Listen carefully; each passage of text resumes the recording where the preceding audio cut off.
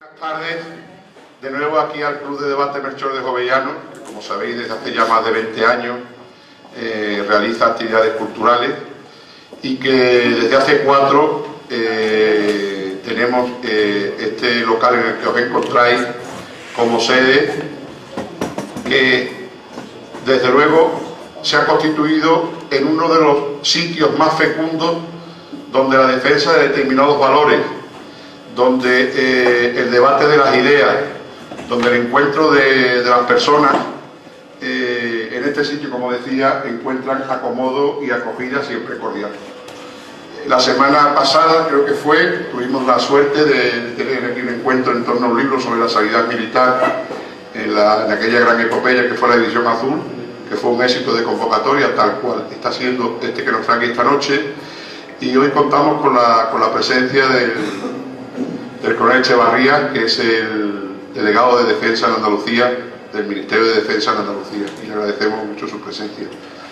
Porque hoy venimos a hablar de un hecho histórico, en el cual Sevilla tuvo una relevancia extraordinaria, y que Joaquín Gil, que es jurídico militar, yo me hago un lío con los cuerpos comunes, yo le llamo del cuerpo jurídico militar, pues conoce bien el asunto y nos hablará largo y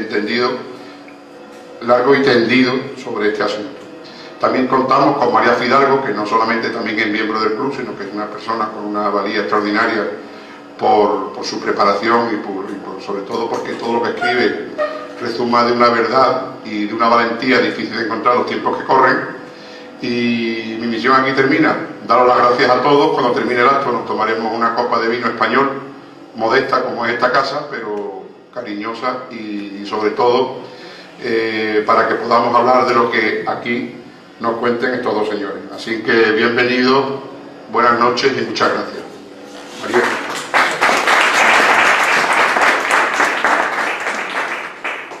En nombre de la editorial Actas, quiero dar las gracias a todos porque, en nombre del editor, que no han podido venir, pero que está en espíritu, porque sabéis que hoy en día ser editor tiene un componente romántico, porque ya los libros prácticamente han pasado a otra esfera. La gente está con los ebooks, la gente lee muy poco, entonces apostar por un tipo de literatura, por un tipo de novela o por un tipo de libro, como es este caso, histórico, pues también es un riesgo y es una aventura, pero también para algunos editores, como la editorial Actas, pues es un deber. Con lo cual están encantados de este libro. Es la segunda vez que lo presentamos, la primera vez lo presentamos en Defensa, hicimos una presentación un poco más oficial. Aquí nos gustaría que fuera un poco más fluida. Aquí tenemos un público además de cierto nivel, todos sabemos de lo que hablamos, por lo cual me gustaría que cuando interviniera yo o interviniera Joaquín, pues en cualquier momento hicierais cualquier pregunta. El libro de Joaquín es un libro único en el panorama editorial, porque aunque de la Guerra Civil parece que está dicho todo, la Sanjurjada nunca se había estudiado con este rigor, nunca, porque nunca se había hecho en base a los procedimientos judiciales. Y esto lo hace Joaquín Gilón de Uvilla en el libro que tenemos en esta espléndida portada, donde tenemos una fotografía auténtica de Sanjurjo paseando por Sevilla, además con uno de los principales al lado, los que tuvieron que ver en este golpe. Bueno, que para él no es un golpe, sino que es un pronunciamiento, pero que es un libro que va a sorprender mucho. Primero para la gente que no sabía mucho de la Sanjurjada, porque los que sabemos, no sabemos tanto, pues te quedas un poco lo que te cuentan los libros, es decir, que es un golpe fascista, que es un golpe de carácter monárquico, que los tradicionalistas tienen mucho que ver, y cuando te metes en la profundidad de este libro, ni era monárquico, te encuentras que Sanjurjo era el niño bonito de la República, cosa que a todo el mundo le extraña, porque este Sanjurjo fascista con Franco tal, y de repente te encuentras que Sanjurjo era el general más valorado de la República. Hombre, hay que decir que prácticamente cuando se declara la República, Sanjurjo no interviene y pone a disposición de la República sus tropas, con lo cual era un hombre que ya había sido llamado por la propia República para apoyar conflictos especiales que ya habían tenido lugar en Sevilla, o sea que era un hombre de plena confianza en la República, lo que descarta ese carácter monárquico del golpe. También te cuenta que se cuentan los libros, el que estoy yo dando a mis alumnos de Herrera, por ejemplo, que también que los tradicionalistas y los carlistas, aquí no aparecen para nada, en el libro de Joaquín tampoco aparecen los carlistas. Y luego también hay cosas muy curiosas, por ejemplo, a mí me gustó mucho el complot de Tablada, que es un capítulo previo al golpe de Sanjurjo, donde tenemos a mi paisano Ramón Franco, que prácticamente se instala en en la base de Tablada, pone una especie de chiringuito, un poco tipo Juan Guerra, y se pone allí para hacer todo tipo de tejemanejes, entrando, saliendo, que es muy curioso porque es una cosa que yo, por ejemplo, desconocía. También es un libro que interesará mucho a los amantes de la historia de Sevilla en general, porque aparece todo tiempo real, y aparecen calles, plazas, el ciclo de labradores, el ciclo de propietarios, cómo va saliendo de los cuarteles diferentes, qué pasa en el ayuntamiento. O sea, que a la gente que le gusta la historia de Sevilla, aunque no sea un tema de la Sanjurjada que le encante especialmente, pero también tiene mucho interés. Y luego los mijitas de la guerra civil, que van a encontrar todo casi a tiempo real. Sale de tal, sale del cuartel, llega a tal sitio, llega a tal otro. A mí un poco me agobiaba tanta precisión, porque es que es un hombre tan aséptico que parece que está en un quirófano en vez de en un libro. Pero bueno, ya lo dije la otra vez, se le escapa un adjetivo en todo el libro: el desdichado militar. Uno en todo, o sea, no, como suele decirse, no se moja nada. Pero yo digo, a ver, ¿por dónde respira? Nada, es todo perfecto, objetivo, todo va pasando a tiempo real, todo va pasando, no encuentras ningún tipo de, no juzga en ningún momento a los protagonistas. Se le ve alguna pena a veces cuando a alguno le han juzgado injustamente. Ahí sí se ve, hombre, porque eso a cualquier persona con valor humano ve una condena injusta y sí que se nota un poquito. Pero bueno, aséptico completamente. ¿Qué más decir? Bueno, que Joaquín nació en Madrid en el año 63, que es teniente coronel del cuerpo jurídico, doctor en Derecho e Historia, conferenciante, articulista, ha trabajado en revistas de historia militar, tiene el cuarto premio Ángelo Lavarría Tellez de Estudios Jurídicos de la Real Academia Sevillana, tiene investigaciones del Ejército de la Segunda República, el comienzo de la Guerra Civil, tiene montones de obras, os voy a resumir para no aburriros: Justicia en Guerra, Mando de Guerra y Jurisdicción Militar en el Bajo Guadalquivir, Marruecos 17 a las 17, la Justicia Militar en tiempos de la Guerra Civil, Consejos de Guerra en el Protectorado de Marruecos, y también es autor de la serie de libros dedicados a la sublevación en Andalucía, titulada Militares y Sublevación. Solo deciros que no hay otro libro como este, porque es el único libro que afronta todo lo que sucedió, y además tiene un capítulo bastante interesante que tampoco aparece en ningún libro, sobre qué pasó con, es decir, una vez que pasaba el golpe de Sanjurjo, qué es lo que pasó con los principales protagonistas: el exilio, cómo escaparon, los que fueron a la cárcel, los que estuvieron en una cárcel en África, qué pasó con ellos, los intentos de fuga. O sea, esa parte a mí me gustó muchísimo, por ejemplo, porque nada más no tenía ni idea. Y además aporta claves como, por ejemplo, que Lerroux, que en todos los libros nos cuentan que cae por el extrapedro, y aquí te cuenta que realmente Lerroux no cae por eso, sino cae por una de las razones más importantes por las que cae, es por su conmiseración, o por lo menos por perdón a aquellos condenados por la Sanjurjada.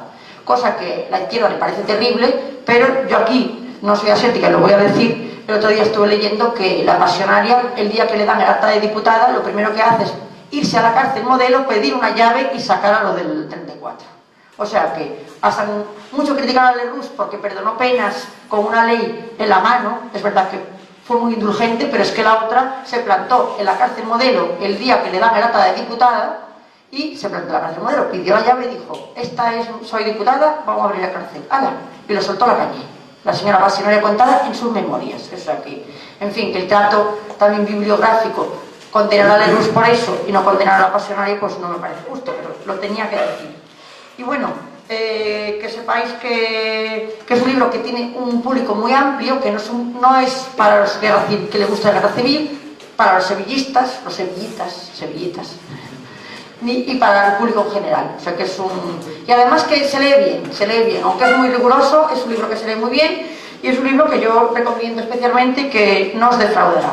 Ahora os dejo con Joaquín. Vuelvo a decir que nos gustaría que si en algún momento tenéis algo que aclarar, pues o que preguntar, pues que interrumpierais sin ningún problema. Os dejo con Joaquín. Gracias.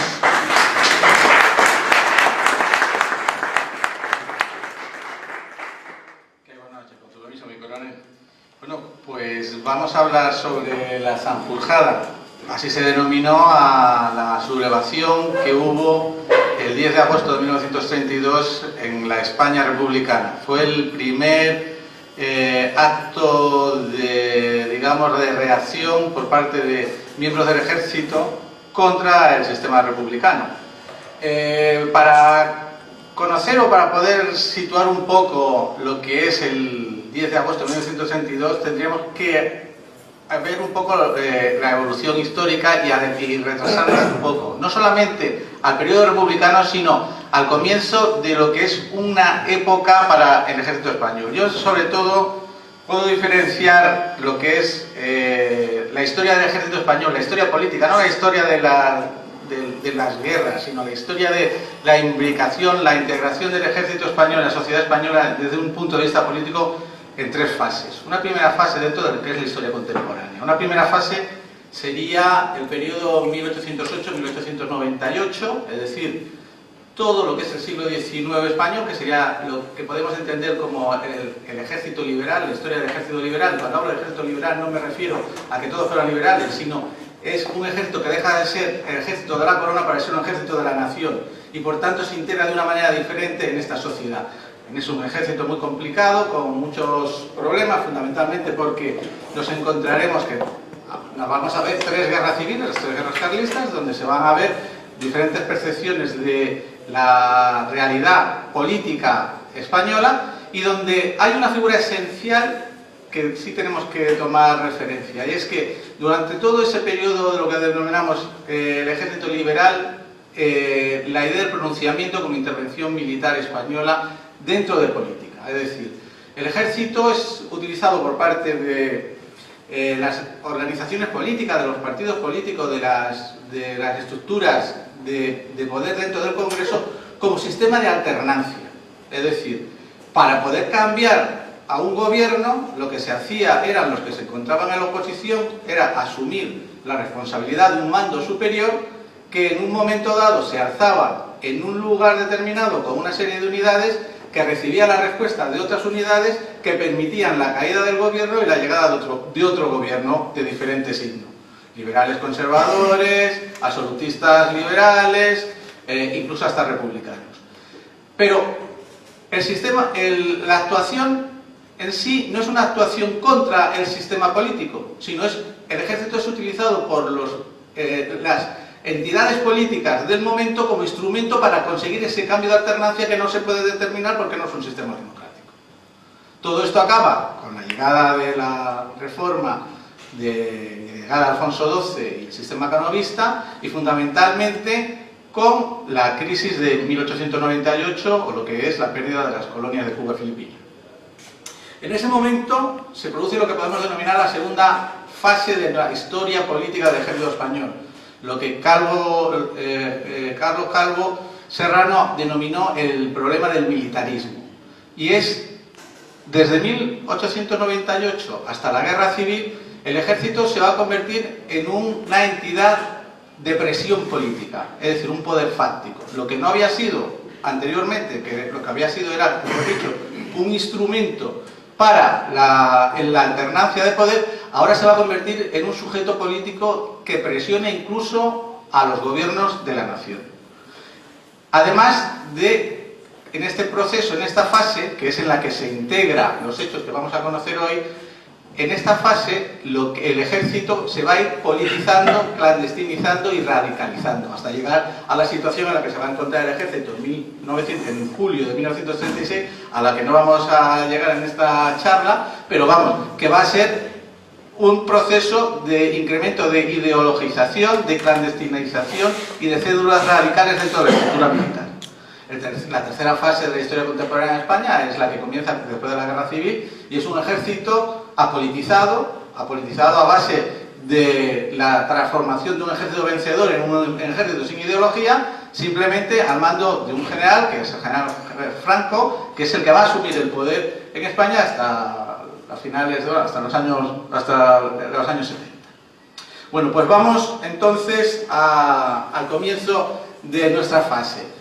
España pierde las colonias en 1898 y eso genera una crisis de integración de los militares. Los militares se repliegan desde las colonias, Cuba, Filipinas fundamentalmente, y ¿qué hacen? Se tienen que integrar de nuevo en una sociedad en la que les cuesta adaptarse. Tanto a la sociedad civil le cuesta adaptarse a los militares que venían de las colonias, como los militares a esta nueva situación donde no hay una finalidad, porque todavía no hemos entrado en ninguna campaña. Hay que pensar que la siguiente guerra en la que vamos a intervenir será en Marruecos en 1908. Pero desde 1898 hasta 1908 no hay una función que el ejército tenga la percepción de que está cumpliendo. Es un ejército en crisis. Ejército en crisis que además lo es porque la sociedad le critica. Y uno de los hechos fundamentales que se van a producir es la crisis del Kut-Kut, como se denomina. El Kut-Kut era vamos a ver si... Era un periódico tipo Papus, humorístico, de ideología nacionalista catalana, se editaba en Barcelona, que desde el comienzo del siglo XX comenzó a criticar de manera beligerante al ejército. Eran chistes, o sea, realmente eran chistes que hablaban sobre el valor, sobre la derrota, sobre el deshonor, incluso se hablaba sobre temas que afectaban a la moral del militar. Pero no eran chistes más ácidos que lo que hemos podido ver nosotros con el Papus, con el sargento Arencibia, en momentos posteriores ya en la transición, en los momentos de la democracia. Pero para aquella sociedad militar del principio del siglo XX sí eran duros. Tanto es así que el chiste que va a determinar la crisis del Kut-Kut es este chiste, que está en un frontón un militar gordo y se dice, os lo voy a leer porque creo que no lo podéis. ¿Qué se celebra aquí? ¿Qué hay tanta gente? El banquete de la victoria. Dice, ¿de qué? De la victoria. Ah, vaya, serán paisanos. Esto, que es actualmente un chiste de nivel muy suave, pues fue el que determinó que los oficiales de la guarnición de Barcelona fueran a la editorial y la arrasaran. Arrasarla, directamente. Eso generó una crisis gubernamental importantísima porque, claro, el ministro de la Guerra lo primero que hizo fue abrir un expediente a todos los militares que habían hecho esta acción ilegal. O sea, era una cuestión que chocaba a prensa y ejército, como va a chocar durante mucho tiempo, y veremos otros elementos que van a marcar este choque, pero que no tenía mayor trascendencia. Pues la reacción, no de estos militares, sino de las guarniciones exteriores, es decir, las que no eran de Barcelona, fue apoyar a estos militares hasta conseguir la dimisión del Ministerio de la Guerra. Eso marcó un hecho fundamental, es decir, que el ejército se vio con poder suficiente como para, de ser un instrumento del Estado, convertirse en un poder fáctico, de ser capaz de presionar al poder ejecutivo y conseguir objetivos que eran propios de la institución militar. Y el primer gran objetivo lo va a conseguir el año siguiente de la crisis del Kut-Kut, cuando se aprueba la ley de jurisdicciones.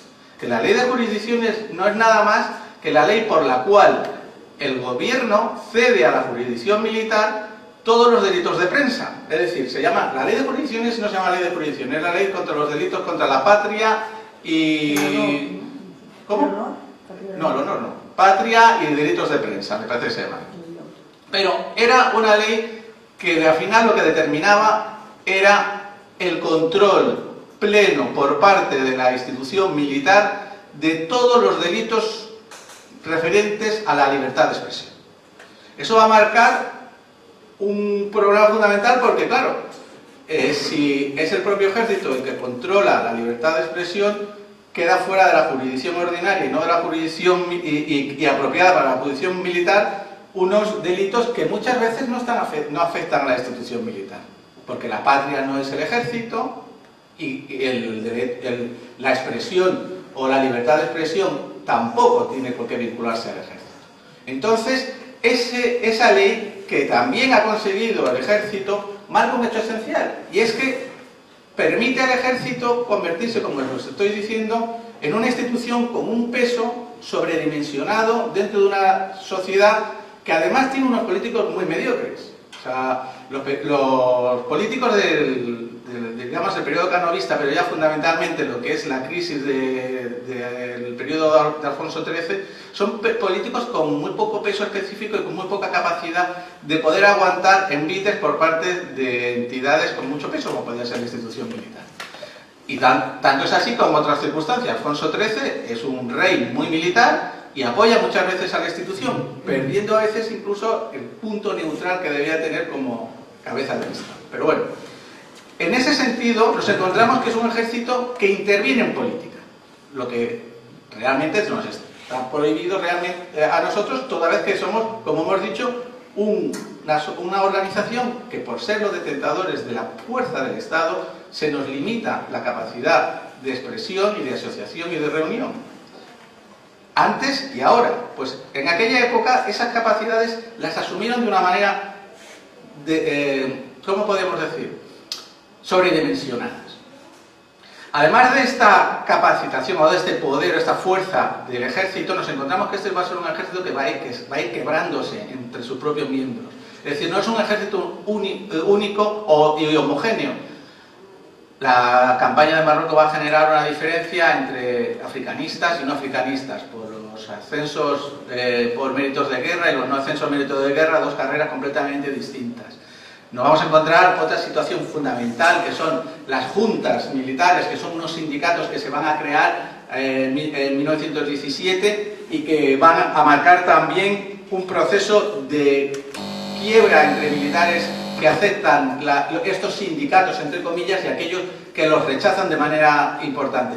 Pero también hay otra serie de crisis, como son las crisis de los cuerpos facultativos, artilleros e ingenieros, con las armas tradicionales, caballería e infantería, por los diferentes sistemas de interpretación de cómo tenían que integrarse estas estructuras dentro de la institución militar castrense.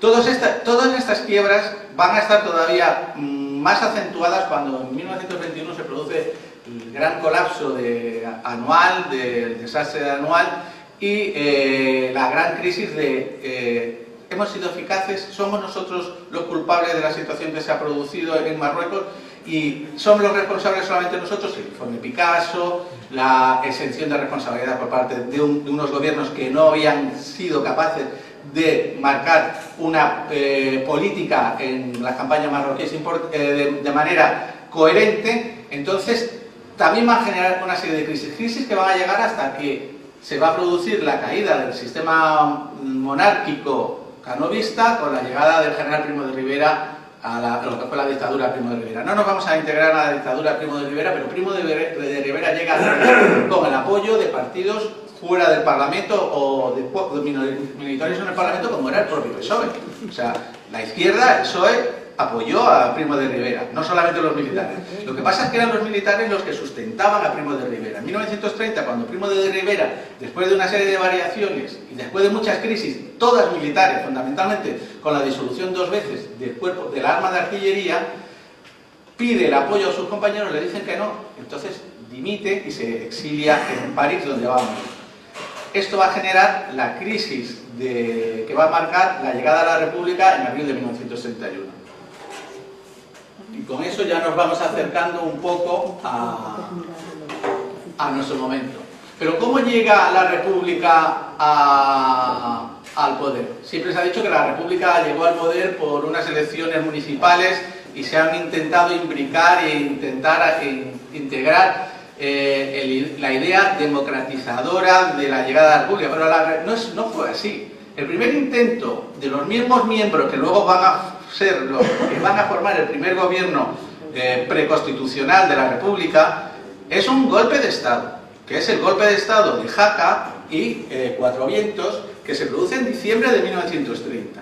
Aquí hay, en este golpe de Estado, que no lo han querido denominar nunca golpe de Estado, pero que iba a acabar con el sistema monárquico, y por tanto es un golpe de Estado, es decir, acaban con un sistema monárquico para instaurar un sistema republicano. El intento se produce bifezalamente. Por un lado hay una comisión cívica, que están todos los políticos, Azaña, Alcalá Zamora,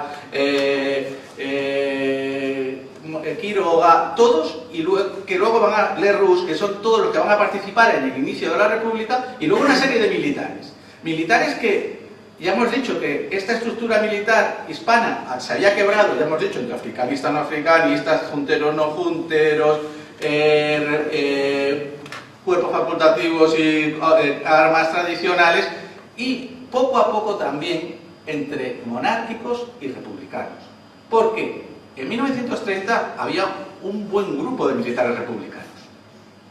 Y entre estos militares republicanos se encontraban gente que luego, curiosamente, van a ser los adalides de la sublevación en gran parte de España. Porque la cabecera, el oficial de mayor empleo en la sublevación de diciembre de 1930 es el general Queipo de Llano.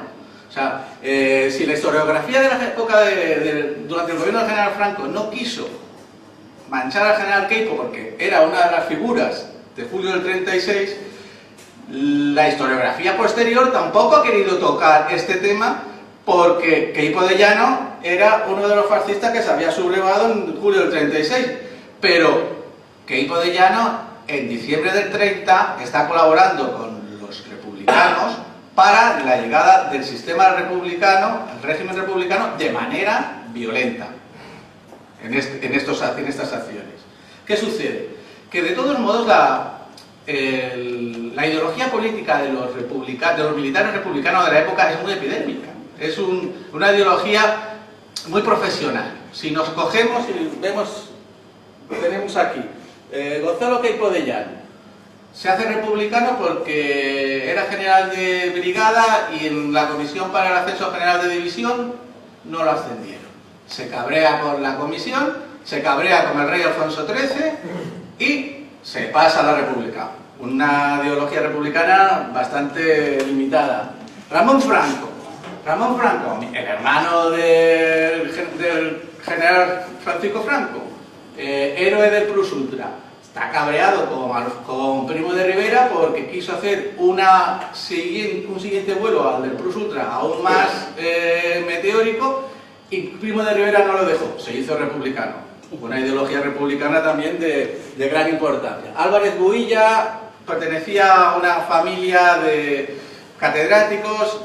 Podemos entender que Arturo Álvarez Builla sí. Hidalgo de Cisneros, Virgilio Lerel, son republicanos porque están casados, se enamoran de dos periodistas, una anarquista y la otra comunista, y se pasan al partido anarquista, al partido comunista con toda tranquilidad, dejando a sus mujeres y segundas parejas. Es decir, lo que quiero decir, que cada uno puede hacer de su vida, además me parece perfecto, pero que la ideología de estos militares no es profundamente republicana, sino se benefician también del sistema republicano para sus intereses particulares e incluso intereses corporativos. Esto es Cuatro Vientos y claro, tanto el fracaso de Cuatro Vientos genera que todos estos militares se vayan al exilio. Cuando en abril del 31 la República se instaura, vuelven a España en lord de multitudes. Tanto es así que aquí tienes a Ramón Franco y a Gonzalo Queipo de Llano con Largo Caballero en D'Alessio Prieto. Una foto que tampoco gusta mucho, pero que es así. 1931, vuelta del exilio, Estación del Norte en Madrid. El lord de multitudes. Así llegaron. Y no solamente así llegaron, sino así fueron premiados. Queipo de Llano con la primera inspección militar, el jefe del cuerpo militar del presidente de la República, y a Ramón Franco siendo un comandante con la jefatura de la aviación militar. A Álvarez Builla con la jefatura de la aviación civil, siendo comandantes y capitanes. Es decir, alterando las estructuras jerárquicas del ejército español de una manera contundente. ¿Eso qué genera? Una reacción entre aquellos compañeros que habían aceptado la República de un modo pacífico, porque si hay algo que es evidente es que la República llega a España en abril del 31 sin ninguna alteración por parte del ejército. Ese ejército que siempre se ha denominado monárquico, reaccionario contra la República, si uno coge las hemerotecas y se pone a leer los periódicos de abril del 31, no verá ni un acto en el que ningún militar se ponga en contra del cambio de régimen. Ahora, que eso no significa que una estructura que puede ser rígida, como es la estructura militar, pues tenga un gran componente monárquico. Tanto era así que Azaña, en la subreforma, que también se realizó por decreto los primeros meses de este año 1931, lo que hace es permitir la reserva de aquellos militares que quisieran salir del ejército. Y se fueron muchos. Y esos militares van a ser muy importantes en los hechos que vamos a ver posteriormente. Bueno, esta es la reforma Azaña. Bueno, antes hemos estado hablando, mi presentadora ha hablado de los hechos de Tablada de 1931. Las primeras elecciones puramente republicanas son de abril de 1930, son posterior a abril de 1931 y son unas elecciones para las Cortes Preconstituyentes. En ellas se forman una serie de partidos, muchos de ellos de carácter efímero, y uno de ellos es la candidatura republicano-revolucionaria, en la que se integran militares, como era Ramón Franco, aquí en Sevilla, que se presentaba como candidato aquí en Sevilla, pero donde también estaba Blas Infante. Aquí tenemos a Blas Infante y aquí a Ramón Franco. Este es otro militar que también estaba tan zumbado como Ramón Franco, que es Rexach, que era otro peligrosísimo que luego también tuvo una vida bastante complicada. Bueno, una sí. pregunta. ¿Por qué eso lo ocultan tanto? Porque no interesa a la historia el marcar estos hechos, o sea, vincular. Ramón Franco, ahora uno lo ve y dice, plus ultra, hizo la guerra con los nacionales y muere en un hidroavión. Cayó cuando estaba en Pollensa. Ramón Franco, cuando comienza la guerra, es el agregado militar español en Washington, con el Frente Popular, no con los gobiernos de derecha, con el gobierno del Frente Popular. Y Franco, don Francisco Franco, se lo trae. Dice, pero claro, ¿dónde llevo yo, cuando se ha sublevado el ejército, parte del ejército español, en una guerra civil, a un tío que, aunque sea mi hermano, ha puesto a parir a la mayoría de los compañeros que se han sublevado, que no creen los credos en los que estamos actuando? Entonces, lo que hace Franco, sabiendo que además era piloto de hidroaviones, es llevárselo a Baleares, es decir, fuera del frente, a retaguardia, para que hiciera una carrera, digamos, de segundo nivel, fuera digamos, de unidades operacionales. Al final hay un accidente, luego en todas estas tesis conspiratorias se llega a hablar de que si le han tocado el hidroavión para matarlo, pero vamos, todas estas son cosas que no se han podido probar y sin fuentes yo no me creo nada. Pero esa es la realidad de Ramón Franco. Ramón Franco cuenta otro gran republicano y militar que tiene una biografía fantástica que se llama Cambio de rumbo, que es Francisco Hidalgo de Cisneros, un pijo de Álava, cuenta que las nóminas en las que estaban los 2 primeros días jugando a las cartas y luego se metía en un cuartel y ahí sin afeitarse, con monos, se pegaba todo el mes. O sea, cosas que ahora mismo en el ejército español no se entenderían, pero así vivía, porque además el ramo de los pilotos, y sobre todo los pilotos de esta fase pre-republicana y republicana, es el arma que con artillería son los que más elementos republicanos van a aportar. O sea, tanto la artillería como la aviación son las más republicanas de los cuerpos del ejército. Bueno, pues entonces, en esta realidad todavía no hemos hablado de Sanjurjo. Pues Sanjurjo, tanto en los sucesos de Tablada, que no nos hemos querido referir, pero porque si no, no avanzamos, como en la propia llegada de la República, es un elemento esencial, porque Sanjurjo es el que permite la llegada pacífica de la República en ese tránsito en los días de abril en las elecciones municipales. ¿Por qué? Porque es el director general de la Guardia Civil. Y porque como director general de la Guardia Civil es el único militar que tiene su ejército desplegado. La infantería está en los cuarteles, los artilleros están en los cuarteles, la aviación está en los aeródromos, pero la Guardia Civil está en todos los pueblos de España. Entonces era el ejército, llamémoslo ejército, que era el que más necesario para la implantación de la paz pública. Y lo que hizo Sanjurjo fue permitir y dar la seguridad al gobierno preconstitucional de que la República iba a estar salvaguardada por las funciones de la Guardia Civil. Y así lo hizo. Y no solamente lo hizo, sino que posteriormente en los sucesos de Tablada, donde Ramón Franco aquí convierte, como ha dicho la presentadora, en un chiringuito la base de Tablada, pues viene a poner orden por decisión del primer gobierno republicano y del ministro Azaña, que era el ministro de la guerra. Entonces, Sanjurjo era una figura esencial de la República. ¿Pero qué sucede? Pues que todo este primer proceso republicano de estos primeros meses del año 31-32 están cargados de problemas de orden público. Y orden público donde no solamente la Guardia Civil tiene que asumir funciones, sino que el ejército sale a la calle. Aquí en Sevilla el ejército sale a la calle desde el mismo primer día de la restauración de la República por orden del ministro de Gobernación, Miguel Maura. Pero hay sucesos que van a marcar la historia no solamente del director general de la Guardia Civil, sino que nos van a acercar ya hacia la Sanjurjada. Y estos son dos acontecimientos que son los sucesos de Castilblanco del 31 de diciembre del 31 y el de Arnedo del 5 de enero del 32. En ellos, ante motines anarquistas con cierta violencia de carácter rural, la Guardia Civil se emplea con un exceso de fuerza generando muertos, produciendo la reacción de los anarquistas y a su vez muertes de guardias civiles.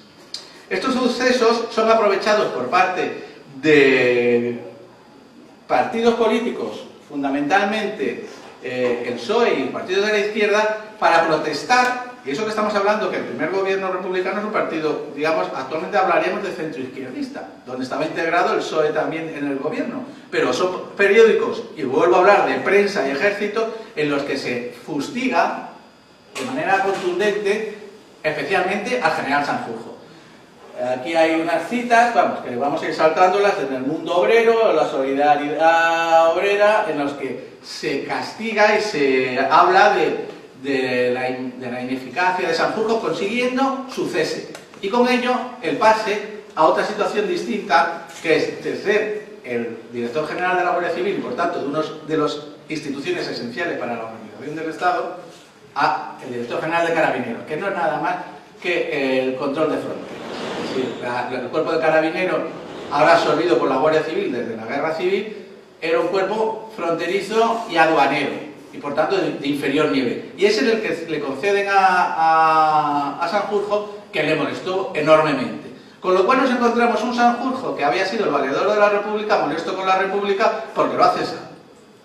Y estos son elementos esenciales para ver la realidad. Bueno, esto es, por ejemplo, Solidaridad Obrera, como anuncia la crítica contra la Guardia Civil. Si veis, es un cadáver, una calavera terrorífica. Pues esto era la prensa de la época. Claro, esto molestó a los militares. Cuando hablamos, y yo por ejemplo, trabajando en este libro, digo, bueno, ¿cuáles fueron las razones que determinaron que el ejército se sublevara el 10 de agosto del 32? Bueno, las razones genéricas son las que aparecen en todos los libros de historia. Bueno, el orden público, que ya hemos visto, el anticlericalismo, se han producido también una serie de quemas de iglesias, el gobierno ha asumido una posición de no castigo a todas las hordas que se han dedicado a quemar iglesias al comienzo de la República, pero también en cuestiones de orden público. Hemos dicho también cuestiones de orden público. Y hay otro tema fundamental, que es en principios de 1982 se está debatiendo el Estatuto de Cataluña, que es otro elemento importante que está generando la crispación entre en la sociedad española, es decir, orden público, anticlericalismo y organización territorial del Estado formarían toda esta estructura de reacciones contrarias por parte de la derecha, además de existir un monarquismo subversivo desde un principio, es decir,